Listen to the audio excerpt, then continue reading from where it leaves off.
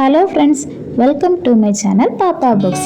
இன்றைக்கி ராமநாம மகிமையை நன்கு விளக்கக்கூடிய வரலாறாக இருக்கக்கூடிய வால்மீகி முனிவர் பற்றின கதையை தான் சொல்ல போகிறேன்.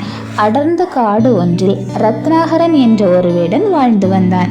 அவன் அந்த காடு வழியே செல்லும் வழிப்போக்கர்களை கொள்ளையடித்து தன் குடும்பத்தை நடத்தி வந்தான். ஒரு நாள் நாரத மகரிஷி அந்த வழியே வந்த பொழுது ரத்னாகரன் அவரிடமும் கொள்ளையடிக்க முயன்றான். அப்பொழுது நாரதர் அவனிடம், நீ ஏன் இந்த பெரும் பாவத்தை செய்கின்றாய் என வினவினார். என் குடும்பத்தை காப்பாற்ற வேண்டியுள்ளதே என்றான் ரத்னாகரன். உடனே நாரதர், திருடுதலும் கொலை புரிதலும் மகா பெரிய பாவங்களாகும். இதனால் ஏற்படும் பாவத்தில் உன் உற்றார் உறவினர்கள் பங்கு பெற மாட்டார்கள்.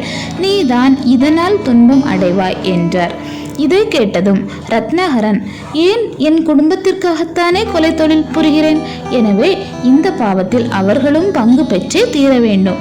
இதோ நான் என் குடும்பத்தினரிடம் கேட்டுவிட்டு வருகிறேன் என கூறி நாரதரை ஒரு மரத்தில் கட்டி வைத்துவிட்டு வீட்டிற்கு சென்றான். நேராக வீட்டிற்கு சென்ற ரத்னாகரன் தன் குடும்பத்தார் அனைவரையும் அழைத்து, என் பாவத்தில் பங்கு நீங்கள் ஏற்றுக்கொள்வீர்களா என வினவினான். உடனே அவனது மனைவி அவனிடம், நான் உமது மனைவி, என்னை காப்பாற்றும் பொறுப்பு உம்முடையது.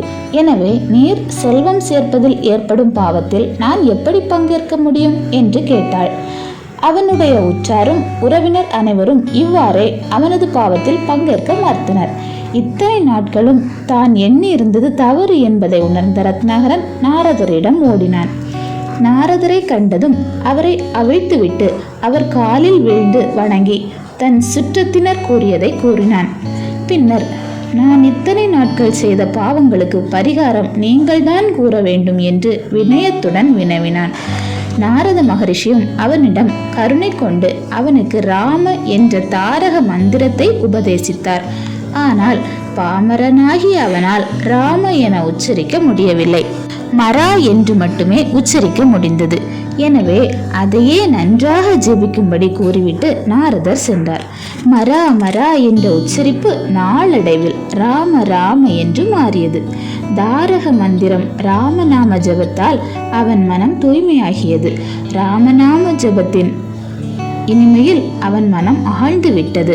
உடல் நினைவற்று அவன் பிரம்ம தியானத்தில் ஆழ்ந்தான். நாளடைவில் அவனை சுற்றி புற்று வளர்ந்து அவனை மூடியது.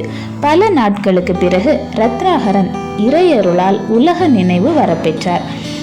புற்றிற்கு இன்னொரு பெயர் வயல்மீகம். அந்த வயல்மீகத்திலிருந்து வெளிப்பட்டதால் வால்மீகி என பெயர் பெற்றார். ராமநாம ஜபத்தால் பெரும் ரிஷி புங்கவராக மாறிவிட்டார். அப்போது நாரதர் அங்கு வந்தார்.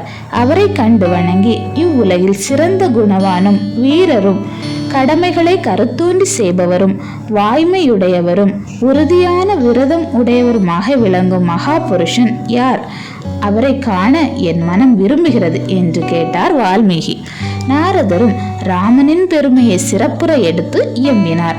சூரிய குலத்தில் உதித்த ராமனின் குண நலன்களையும் வரலாற்றையும் நாரதர் கூற வால்மீகி ரிஷி ஆர்வத்துடன் கேட்டார். பின்னர் ஒரு நாள் வால்மீகி தாமசா நதிக்கரையில் சென்றபோது இரு கிரவுஞ்ச பட்சிகள் கொஞ்சி குலவி கொண்டிருப்பதை கண்டார். அப்போது ஒரு வேடன் அதில் ஆண் பறவையை அம்பெய்து கொன்றான். இதனால் மனம் குமுறிய பெண் பறவையை கண்ட வால்மீகியின் உள்ளம் இரக்கத்தால் துடித்தது. அவரையே அறியாமல் அவரது உள்ளத்திலிருந்து வார்த்தைகள் கவிதைகளாக வெளிவந்தன. அவருக்கு கவி பாடும் திறன் வந்தது கண்டு அவரே ஆச்சரியமடைந்தார். அப்பொழுது பிரம்மன் தோன்றி தாமே அவருக்கு கவி பாடும் திறமையை அளித்ததாக கூறி ராமனின் வரலாற்றை பாடும்படி பணித்தார். வால்மீகியும் அற்புதமான ராமாயண காவியத்தை இயற்றினார். அதை ராமபிரானின் புதல்வர்களான லவகுசர்களுக்கு உபதேசித்து அதை ராமனின் அசுவமேதையாக நிறைவு விழாவில் பாடும்படி செய்தார். இவ்வாறு ஒரு கொலையாளியாக கொள்ளைக்காரனாக இருந்த ரத்னாகரன் இடைவிடாத ராமநாம ஜபத்தால் இணையில்லாத கவிஞராக ஞானியாக மாறினார். இதுவே ராமநாம மகிமையை நன்கு விளக்கும் வரலாறாகும். இதிலிருந்து நமக்கு என்ன புரிஞ்சுக்கிட்டோம் அப்படின்னா, வேடனாக பிறந்து இழி தொழில்கள் செய்து வந்தவன் கூட இறைவனின் நாம ஜபத்தால் உலகம் போற்றும் மகா ரிஷியாக மாற முடியும் என்பதே புராணம் உணர்த்தும் பாடமாகும். இந்த மாதிரி ஓவியம் வரைஞ்சிட்டு கதை கேட்குறது உங்களுக்கு பிடிக்கும்னா வீடியோவுக்கு ஒரு லைக் பண்ணிவிட்டு எங்களோட பாப்பா புக்ஸ் சேனலை சப்ஸ்கிரைப் பண்ணி வச்சுட்டு நெக்ஸ்ட்டு என்ன ஸ்டோரி சொல்லலாம் அப்படின்னு கமெண்டில் சொல்லுங்கள். தேங்க்யூ, பாய்.